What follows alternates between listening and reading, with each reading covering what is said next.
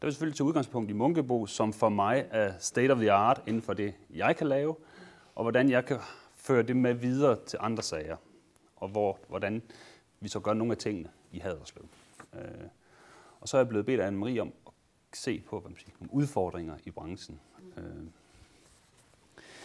Men sådan lige for at sætte rammerne om et indlæg, så temaet i dag, det er jo tværfagligt samarbejde i energirigtig byggeri. Og det er jo et rigtig spændende emne.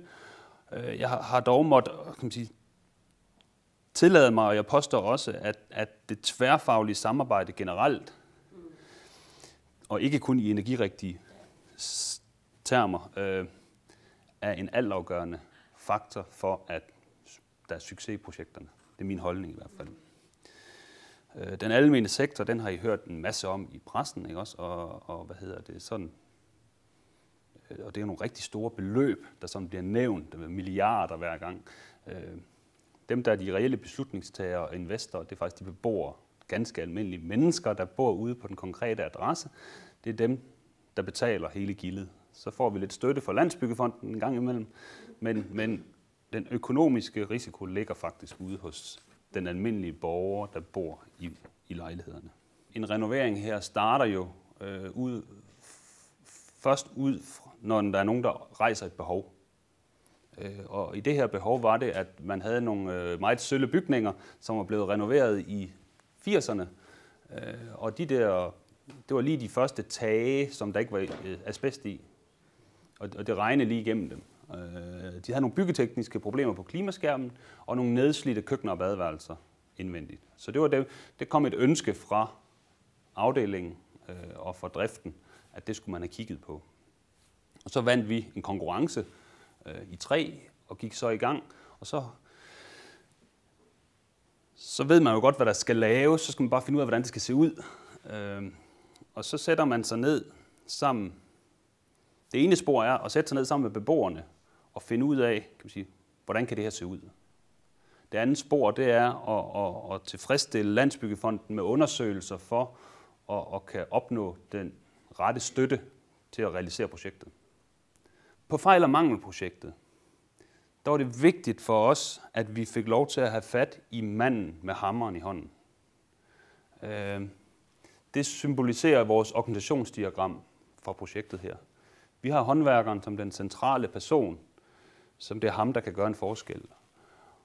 Og så linker vi ud til nogle sjakbejser, og igen entrepriseledere, og så er projektets ledelse så, kan man sige, helt ude i den sidste ring. Når vi nu laver sådan et projekt og lover hinanden en masse, så var vi af den opfattelse, at hvis vi så lod nogen kigge på os, så vil det skærpe vores opmærksomhed til hinanden. Så vores lille rundkørsel herhenne, der inviterede vi pressen med på sidelinjen. Vi havde Jyske Vestkysten, vi havde Ugeavisen, og vi havde P4 Trekanten, som faktisk var nede og lave morgenradio for vores byggeplads på et tidspunkt. Til sådan, kan man sige, at skabe en opmærksomhed, sådan at de håndværkere, der gik på sagen, de også hørte om den, når de sådan ikke lige var på arbejde, og kunne fortælle om den til sin familie og venner. Så mødte vi Christian Kreiner og en af hans forskerpiger, der hedder Lise Damkjær. Dem inviterede vi med ind på projektet, og Lise var med ude og følge VVS-manden og mureren i 2 gange 2 dage. Simpelthen minutiøst følge dem i rumpen og skrive ned, kan man sige, hvad der skete. Og det kom der en case ud af, som vi var, jeg ved ikke om man er heldig at komme med i sådan noget, men vi er i hvert fald blevet gengivet no name i denne her bog, hvilket jeg er stolt af i hvert fald. Så havde vi inviteret vores forskellige netværk med ind, både håndværksmesterne og entreprisernes forskellige netværk og vores netværk med ind og følge med. Det resulterede faktisk i, at vi havde rigtig mange besøgende. Vi havde en hel pressestrategi i forhold til at have besøgende på pladsen. Det var rigtig, rigtig spændende, og vi nåede ud til mange mennesker, og vi var i dialog med rigtig mange spændende mennesker. alt det gode, vi nu lærte, det vil vi jo gerne fortælle videre til nogle andre. Det symboliserer den sidste vej ud. Samtidig så var vi også åbne for, hvis andre havde lavet noget vi kunne bruge, så skulle vi selvfølgelig også have det med ind. Så det var sådan vores formidlingsvej rundt. Hvad var det, der gjorde forskellen til, at vi nåede til at være så effektive? Det første, det var, at vi allerede i udbudsprojektet definerede på grund af pladsmangel noget, vi kalder en kommandocentral. Og den bestod af 3 ting. Den bestod af, at et firma kom med simpelthen alle funktionærforhold til alle entrepriser. Så der var et kontor til hvert fag i denne her, kan man sige, 2-etagers bygning. Alle blev tildelt.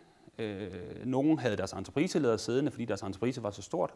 Andre var sjakbejderserne, der brugte det til at sidde og lave deres papirarbejde. Og der var nogle enkelte, der var så små, så de brugte det slet ikke.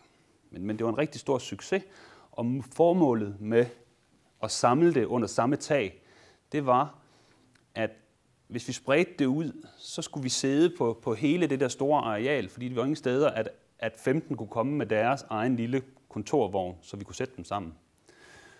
Og så ville vi alligevel sidde for spredt, så vi ikke ville se hinanden. Og min holdning var også, at selvom vi så sidder ved siden af hinanden, hvis det regner, så gider vi ikke gå over til hinanden. Så ringer vi alligevel til hinanden. Så her der var rigtig mange, der havde deres faste arbejdsplads herinde i 2-3 år. Og på den anden side, der lavede vi så et stort kantine. Der var 142 stole inde. Det var igen for at bryde siloerne ned i hverdagen imellem fagene, så de i teorien skulle kunne sætte sig sammen, når de sad og spiste. Det kan jeg godt afsløre. Det gjorde de ikke. Der var fagbrugere, ikke også? Men vi brugte det til nogle fælles arrangementer. Altså, mig og min byggeleder, vi tog det lidt som om, at nu her, vi voksede fra 0 til 200 mand på et halvt år. Så vi skulle jo have banket noget virksomhedskultur ind, og så var det bare forskellige afdelinger. Så vi brugte det jo til at lave sociale arrangementer. Vi sørgede for, at der stod et juletræ. Vi fik vi lavede gløgg og æbleskiver til jul deroppe. Vi brugte det til at gå hjem med, og på et tidspunkt så kom Arbejdstilsynet med nogle nye stilladsregler, som gav lidt dønninger ude hos de udførende, fordi hvis man ikke gør det efter reglerne, så får man jo bøder af Arbejdstilsynet, og de blev usikre. Så lavede vi med stilladsfirmaet om Arbejdstilsynet et gå hjem med, hvor vi også brugte kantinen, og alle de håndværkere, der ville vide noget om det, de kunne komme derned. Og så havde vi selvfølgelig mandskabsfaciliteterne, toilet og bad. De var også heroppe.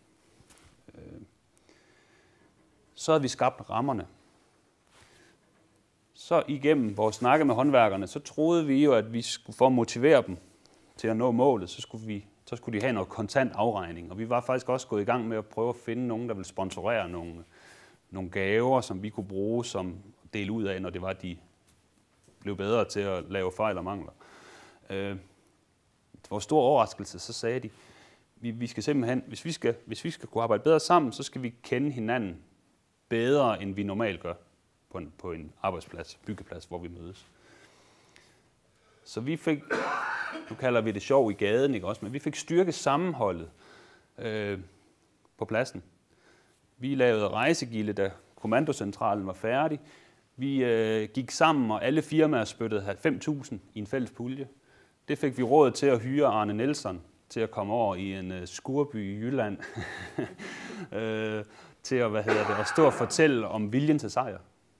Og når nu han var kørt til Jylland, så kunne vi sgu godt få 2 timer for samme pris. Det var skide godt. Og så efter et stykke tid, så fik vi jo også nogle af de der håndværksmestre og entrepriseledere med til at kunne løfte den her kulturskabelse. Så vi holdt jo julefrokost for over 200 mand op i fælleshuset, og bygherren leverede julegaver til alle håndværkerne. Beboerne, som jo de boede i deres lejligheder, mens vi var der, skulle vi selvfølgelig også have skabt noget kontakt til. nogle af de ting, vi gjorde, det var, at i efterårsferierne, der lavede vi sådan noget dyreskue uden dyr. Vis mig din maskine-agtigt. Noget, hvor at vi fik kørt nogle gravkøer frem, og så børnene, de kunne, det var en kæmpe succes, kan jeg sige.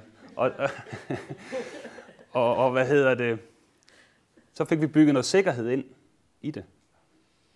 Forstået på den måde, at når vi gik hjem, så var børnene der stadigvæk, og de kunne jo godt rende på stillads en gang imellem, ikke også? Og de kunne også godt finde på at kravle lidt på maskinerne. Men fortalte dem lidt om, hvad vil det sige, de der maskiner. Viste dem, hvordan en cykel så ud, efter den var kørt over af en rendegraver og sådan noget. Så udover at vi havde det sjovt, så havde vi også, kan man sige, så var det faktisk ganske alvorligt. Og jeg vil sige, det der koncept, det bliver genbrugt på samtlige af vores renoveringer i hele landet. Altså der er en over for os af, der simpelthen har turnéer sådan en gang imellem ud, og de laver det der. Og det giver så meget positiv presse for boligforeningen, at de er i avisen hver gang. Det var sjovt i gaden. Så skulle vi selvfølgelig, kan man sige, det faglige, grænsefladerne. Vi er slet ikke i tvivl om, at alle kan deres fag. Altså det er en forudsætning for at være ansat i et håndværksfirma i dag. Der, hvor kan man sige, udfordringerne opstår, det er, hvor fagene krydser hinanden. Og specielt, hvis man arbejder i det tempo, som vi så på filmen. Så er der ting, der kan gå galt. Det vil sige, vi skal motivere håndværkerne til at tage knoglen, hvis de kommer frem til noget, som ikke er klar. Så i stedet for, at de begynder at smøre, kan man sige, det næste lag på, hvis ham foran ikke var helt færdig. De ting, det vil vi gerne, kan man sige, motivere dem til at imødekomme ikke sker. Og det gør vi via sortpletmøder. Og det er ikke så simpelt. Det er, at vi indkalder schackbejserne til et sortpletmøde. Det foregår op i en konkret lejlighed. Dagsordenen er, hvad gik godt i sidste uge, og hvad skal vi gøre bedre i næste uge. Og det har ikke noget med kvalitet og penge at gøre det her. Det er simpelthen ren og skær win-win for alle. Det vi testede med det var, at vi satte det i gang, vi fik det til at fungere, og så trak vi os faktisk ud af det igen. Og så skulle håndværkerne selv køre det. Og der kom de tilbage til os og sagde, I bliver simpelthen nødt til at være mødeledere på det her, fordi ellers altså indkalder og mødeledere, fordi ellers er der ikke nogen, der sådan, kan man sige, bestemmer på en eller anden måde, ikke også? Uden at vi faciliterede jo bare mødet, og de stod og snakkede sammen. Og det er rigtigt, at første gang, det tog jo 1,5 time, sådan en sortpletmøde, og alle tænkte bare, skal vi stå her hver onsdag i 1,5 time? Men til sidst har vi jo fået lust ud i alle tingene. Og så kørte det. Og når det så var, at vi skulle over i en anden type lejlighed, men altså, man kan sige, der er jo toilet og bad i alle badeværelser, men bare det, de er placeret anderledes, og skakten står et andet sted, det giver nogle nye udfordringer, og så skulle man være mere ops på det her. Og der var faktisk på et tidspunkt, der gik vi ind og lavede før sortpletmøder, det vil sige, at vi stod faktisk og holdt et sortpletmøde, inden vi gik i gang med at renovere, for at være sådan lige derfra. Det er noget af det bedste, man kan lave. Det er ekstremt. Man skal ville det, og alle skal ville det, for at det lykkes. Fordi bare 2 håndværkere boykotter det, så får man ikke det ud af det, som man skal ud af det. Og det er tidskrævende også for os. Men der er virkelig tid at hente på den anden side af byggeriet i mangelliste genereringen. Da vi så var færdige, så spurgte vi igen om det samme. De ting, kan man sige, som jeg har taget med videre her, ikke også, det er årsag til fejlene, ikke også. Det er sprogproblemer. Det er, når vi ikke har danske. Altså, det må man erkende. Det kan man sige. Det kan man have en mening om, men der er ikke noget at gøre ved det. Altså, det er der nu i dagens Danmark. Ikke altid det er danskere, der arbejder 100% på vores byggesager. Det skal man have respekt for i forhold til at kunne kommunikere sammen. Så var der det med nye folk på pladsen, som ikke var inde i samarbejdsformen. Og så var der nogen, der selvfølgelig havde nogle firmaer under sig, som vi ikke nåede ud til, fordi de havde lige en lille nøgleoperation i sådan en opgang. Det kunne være en gulvmand, der var inde og lægge 4 kvadratmeter linoleum. Det kunne være en hulmand, der borede huller en halv dag. Det kunne være en fugemand, som kom og lagde 2 meter elastisk fuge. Altså dem nåede vi simpelthen ikke ud til. Og det mener jeg heller ikke, man skal søge, fordi på et eller andet tidspunkt, så bliver indsatsen for høj i forhold til, hvad man kan hente ved det.